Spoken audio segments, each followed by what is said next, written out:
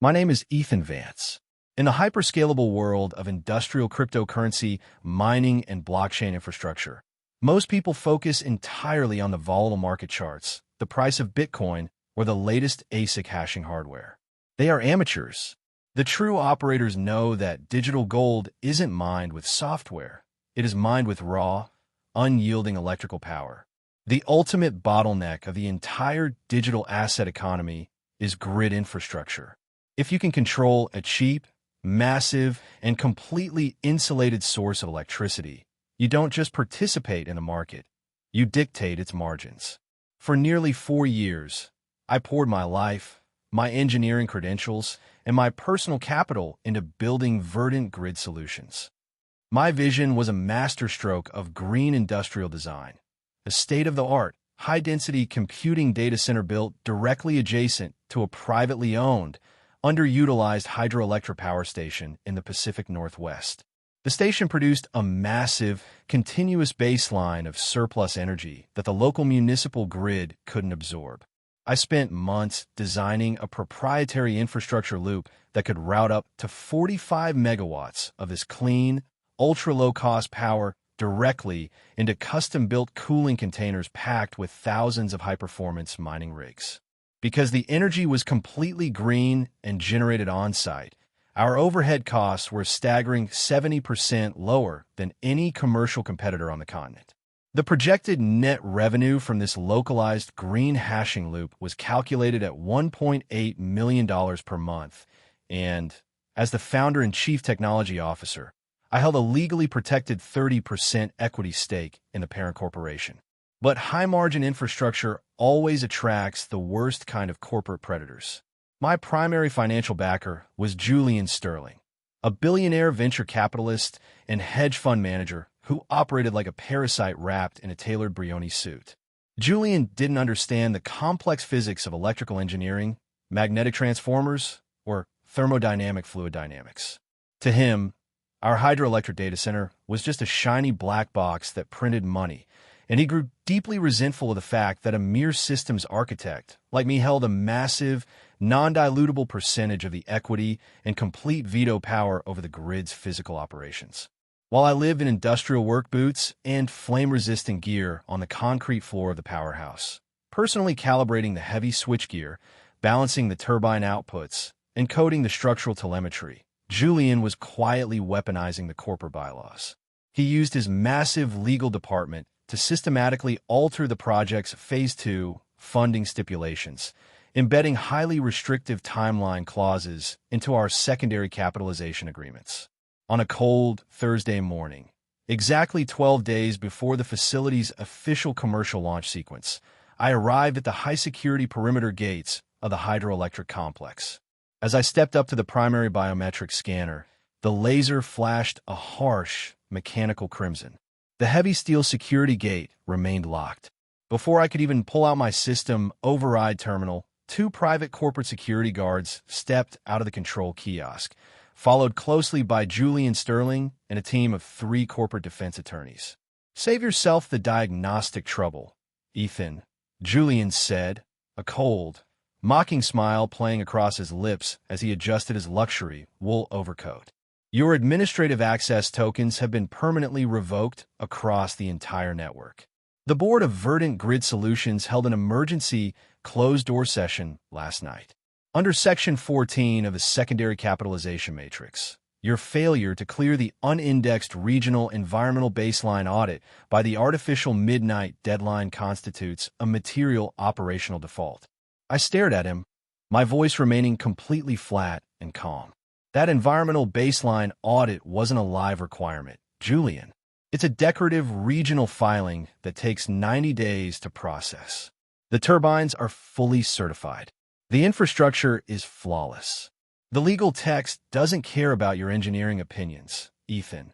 Julian laughed, stepping forward and tapping a heavy, certified corporate liquidation notice against the cold steel of the gate. The default triggered a mandatory equity reclamation clause. Your 30% founder share has been legally liquidated and absorbed back into the primary corporate pool for a nominal book value compensation of $10,000.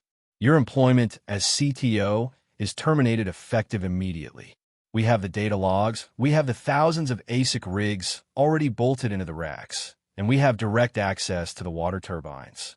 We don't need you to turn the keys anymore.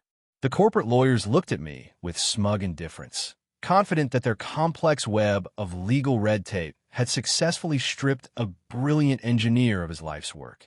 Julian had effectively stolen a multi-million-dollar green mining fortress, positioning himself to claim 100% of the massive upcoming revenue stream. "You always were an exceptional salesman, Julian," I said, stepping back from the security line, my face showing absolutely no emotion. "But you forgot the most fundamental rule of heavy industrial engineering. You can buy the iron, you can buy the concrete, and you can even steal the wires. But unless you understand the mathematics of the current running through them, you don't own a power grid. You just own a massive, highly combustible lightning rod." I turned around and walked back to my truck without making a single scene. What Julian Sterling and his high-priced corporate legal team completely failed to grasp in their desperate rush to raid my equity was that a 45-megawatt private hydroelectric loop is not a standard plug-and-play data center. The sheer, volatile kinetic energy generated by massive water turbines fluctuating against a digital hashing load requires constant, microsecond-level stabilization. To prevent the massive industrial generators from tearing themselves apart due to frequency harmonic imbalances, I had engineered a highly complex, proprietary software layer called the Dynamic Load Balancing Matrix. Julian's team had successfully copied my front-end database and my operational spreadsheets, but they didn't have the underlying code. The live balancing algorithm wasn't stored on the company's network servers at all. It was hard-coded onto a physical, military-grade hardware security key token that was currently sitting safely inside the front pocket of my jacket. Without that living code actively balancing the grid's raw frequency, Julian hadn't just stolen a mitered gold mine. He had just taken sole ownership of an industrial time bomb. Julian Sterling wasted no time in capitalizing on his stolen asset. Within 48 hours of my termination, he had completely scrubbed my name from the company website, replacing it with a prominent, high-profile biography of a new chief technology officer, a 29-year-old Silicon Valley golden boy named Devin Vance, no relation, who held a decorative master's degree in computer science but had never spent a single hour inside a high-voltage industrial powerhouse. To maximize the impact on the global venture capital market, Julian scheduled a massive, televised, green energy hashing launch for the following Tuesday. He flew in over 40 elite tech investors, institutional fund managers, and blockchain analysts from New York and San Francisco, housing them in luxury tents set up on the scenic ridge overlooking the rushing river and the pristine, newly constructed data center complex. The launch event was a spectacle of corporate unearned vanity. Massive outdoor catering stations served premium champagne. Sleek white tents featured live digital displays tracking the rising global price of Bitcoin, and Julian stood on a raised glass stage directly in front of the primary 45-megawatt step-up substation. He wore a crisp designer jacket and a wireless headset, speaking to the crowd with the absolute, unshakable confidence of a man who believed he had outsmarted the system. "What you are looking at behind me, gentlemen, is the future of sovereign capital insulation," Julian announced grandly into his microphone, gesturing toward the long rows of matte black cooling containers housing thousands of high-performance ASIC mining rigs. Traditional digital asset mining is dirty, expensive, and vulnerable to regulatory crackdowns. Verdant Grid Solutions has shattered that paradigm. By completely monopolizing this private hydroelectric facility, we have unlocked unlimited, zero-carbon computing power. My brilliant technical team, led by our new CTO Devin, has streamlined the network architecture. In exactly 5 minutes, we will initiate the full-phase power routing sequence, instantly launching 45 megawatts of pure hashing power onto the blockchain and generating an immediate net revenue of $1.8 million per month.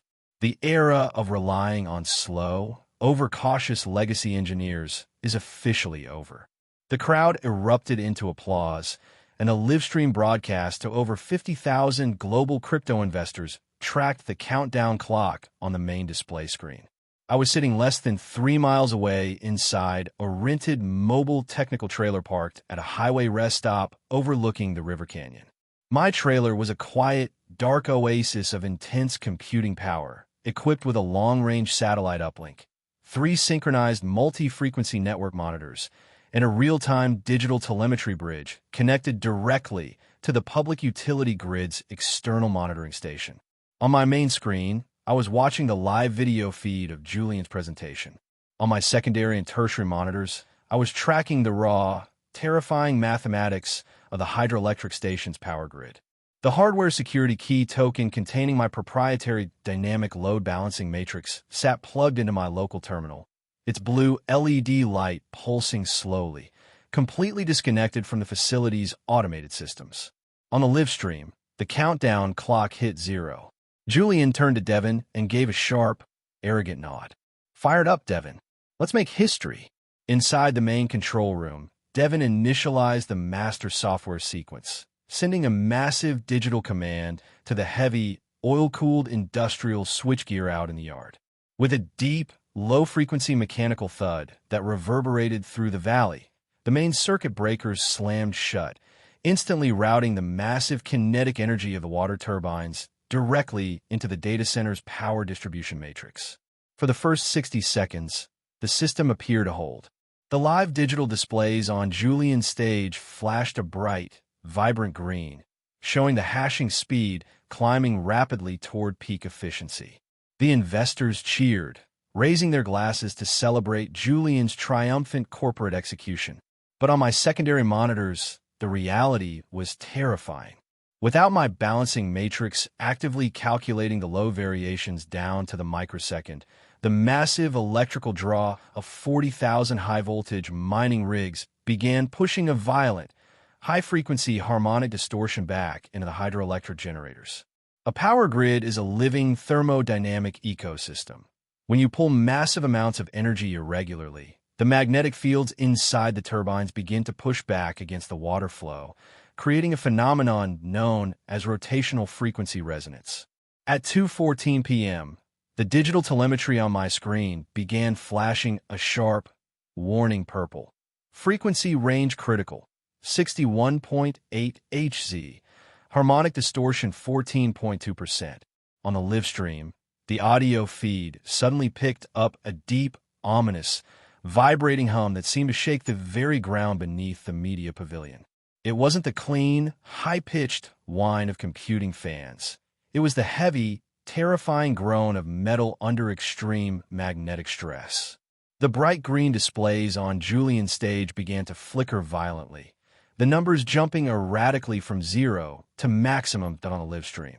The audio feed suddenly picked up a deep, ominous, vibrating hum that seemed to shake the very ground beneath the media pavilion.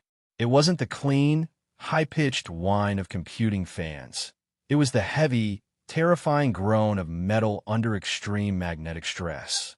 The bright green displays on Julian's stage began to flicker violently, the numbers jumping erratically from 0 to maximum. Devin's face appeared on a secondary camera feed, completely pale as he frantically typed commands into his terminal. "Julian, something is wrong. The turbine speed is fluctuating out of bounds. The load balancing software isn't responding to the variance. Then override it manually." Julian shouted into his live microphone, forgetting it was still broadcast to the entire crowd. "Don't embarrass me in front of these investors. Force the breakers to stay closed." Devin did exactly what an amateur would do. He bypassed the automated safety thresholds. That was the fatal mistake. Without the soft-coded protective algorithms of my balancing matrix, the raw, uninsulated electrical current reached its breaking point. A massive 35,000-volt arc flash exploded directly inside the primary step-up transformer behind the stage. A brilliant, blinding blue-white lightning bolt shot 10 feet into the air, accompanied by a deafening bang that sounded like a military artillery shell detonating. The high-voltage oil inside the transformer instantly vaporized and ignited, turning the entire $3 million substation into a roaring 20-foot pillar of chemical fire. The safety systems of the regional electrical grid detected the catastrophic surge within milliseconds. To prevent the entire regional valley from going dark, the Maine State Utility Authority initiated an emergency physical isolation sequence. Across the valley, the high-voltage lines snapped open, completely cutting off Verdant grid solutions from the external market network, while a deafening, automated warning siren began to wail across the ruined pavilion.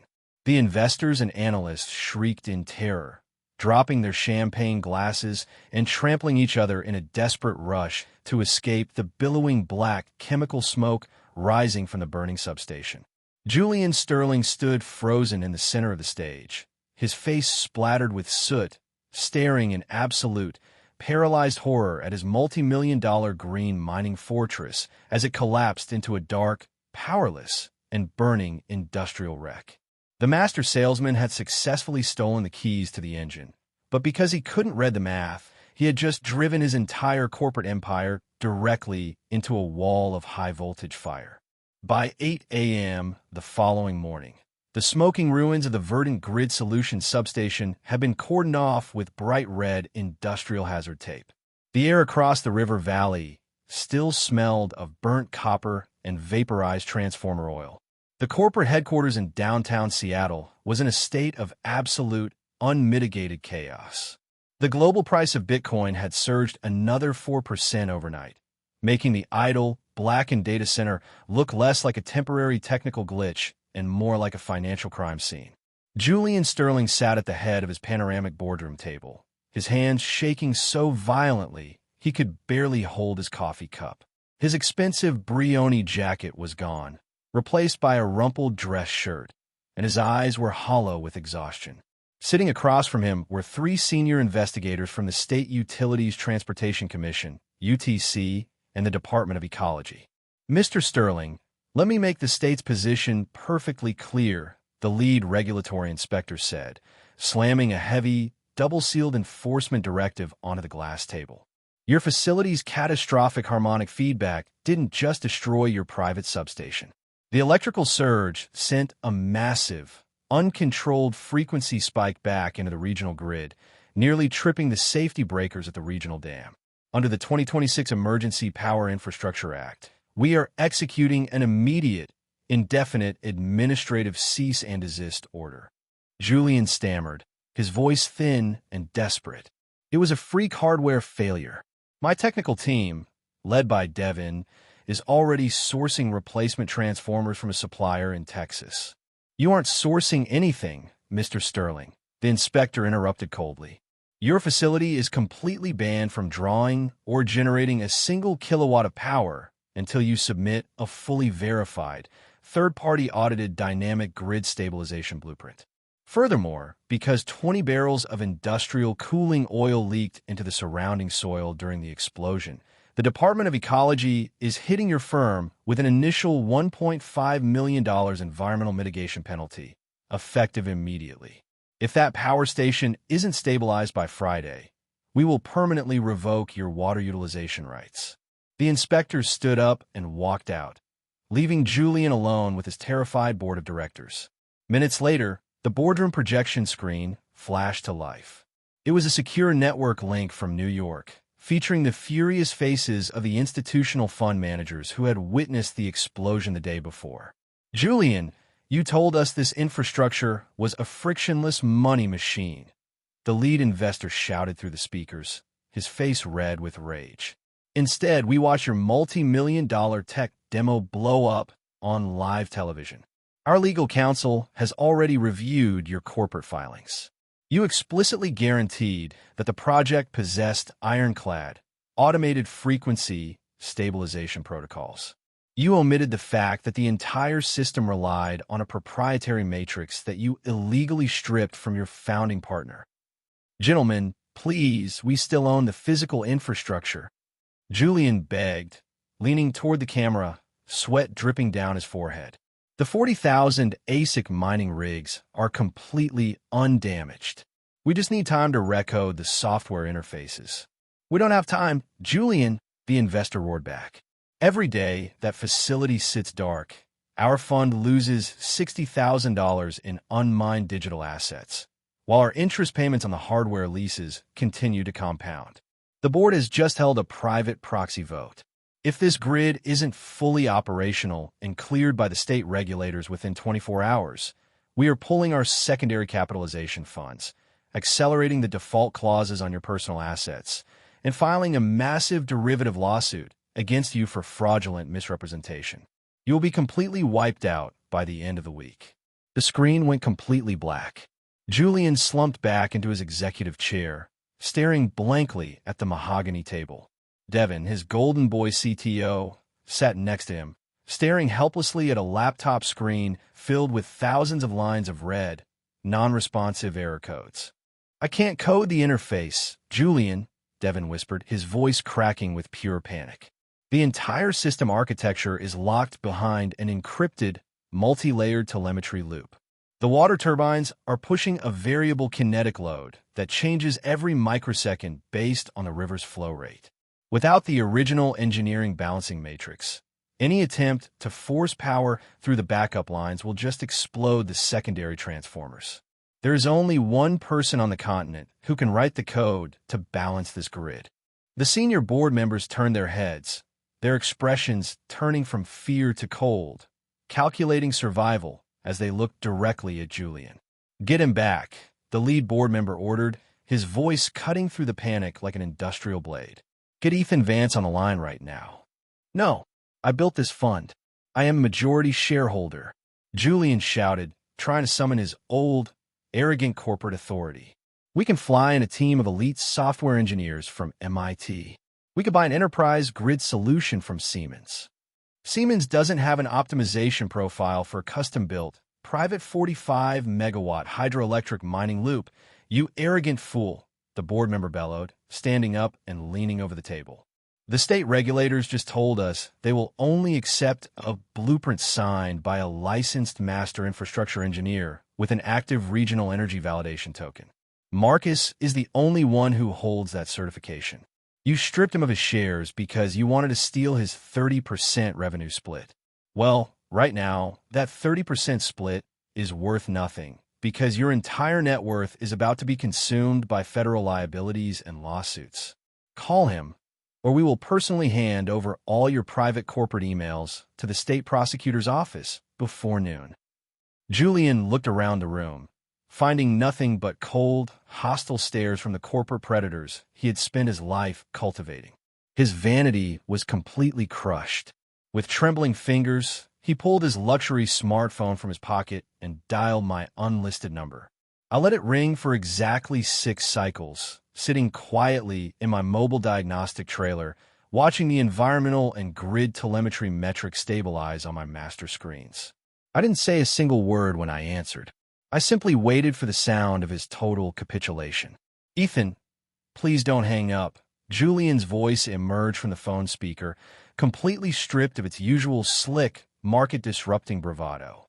He sounded old, exhausted, and desperately out of breath, like a salesman who had just realized his entire inventory had burned to the ground. "We had an unexpected technical anomaly during the launch sequence yesterday. The step-up transformer suffered a localized structural failure. The state regulators have paused our grid connectivity, and the investors are threatening a complete capital withdrawal. We need your master infrastructure engineering license to clear the UTC stabilization blueprint. The board is willing to offer you a consulting fee of $200,000 to sign off on the telemetry files today." I sat back in my mobile trailer, listening to the heavy, terrified silence of the corporate boardroom, listening to my reaction through the speakerphone. I cracked a cold, slow smile. $200,000, Julian? I said, my voice quiet and razor-sharp. "That's a generous offer for a mere systems mechanic. But you didn't call me because you need a consultant. You called me because your Silicon Valley golden boy just realized he can't write a piece of code to save a $45 million infrastructure project from a state injunction.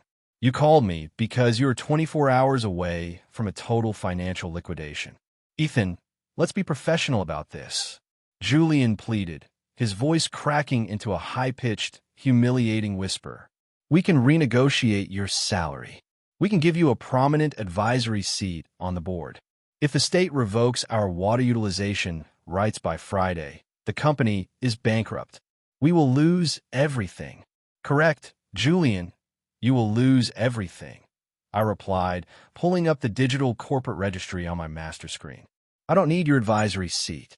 I built Verdant Grid Solutions from a blank sheet of paper, and you used a collection of hidden legal loopholes to raid my equity while I was balancing your turbines. If you want my engineering signature on that state validation token, you will agree to my restructuring matrix, and it is entirely non-negotiable. Name your terms, Ethan. The voice of the senior board member interrupted, pushing Julian away from the phone. The corporate secretary is ready to log the emergency resolution. First, I stated, my tone cutting through the boardroom like an industrial saw. Julian Sterling will execute an immediate, unconditional, and total forfeiture of his entire equity stake in Verdant Grid Solution for material misrepresentation and gross operational negligence. He will step down as managing director effective immediately, and he will be permanently barred from entering the physical perimeter of the facility. I could hear Julian gasping in the background, trying to yell at the board, but the senior board member cut him off instantly. Agreed. What else, Ethan? Second, the board will issue a preferred corporate equity restructuring, transferring 65% of all active, voting, and structural shares of the corporation directly to my independent entity, Vance Grid Infrastructure. I am taking absolute, permanent operational and financial control of the power station and the data center loop. Third, the $1.5 million environmental penalty will be paid entirely out of Julian's remaining personal escrow accounts as a liquidated damage fee. You have exactly 15 minutes to send the signed digital resolution tokens to my terminal. If the clock hits 11:30 a.m. without my confirmation, I will pull my engineering files from the state system entirely, and you can explain to your hedge fund investors why their expensive mining rigs are being sold for scrap metal. We're signing it now, Ethan, the board member said, his voice trembling with a mixture of fear and relief. The digital validation will clear within 5 minutes. At exactly 11:24 a.m., my terminal chimed. The cryptographic handshakes completed across the state and corporate networks, legally erasing Julian's corporate existence and transferring absolute ownership of the entire green mining infrastructure into my hands. An hour later, I pull my diagnostic truck up to the heavy steel gates of the hydroelectric complex. The private security guards instantly opened the barrier, standing at absolute attention as I drove through. Julian Sterling was standing just outside the outer perimeter fence, his expensive dress shirt soaked by the light rain, watching in total, silent humiliation as the state utility inspectors stepped back to give me full administrative control of the yard. I walked up to the main control console, pulled the military-grade hardware key from my pocket, and slotted it directly into the master grid terminal. The system instantly recognized my biometric token and began executing the dynamic load balancing matrix.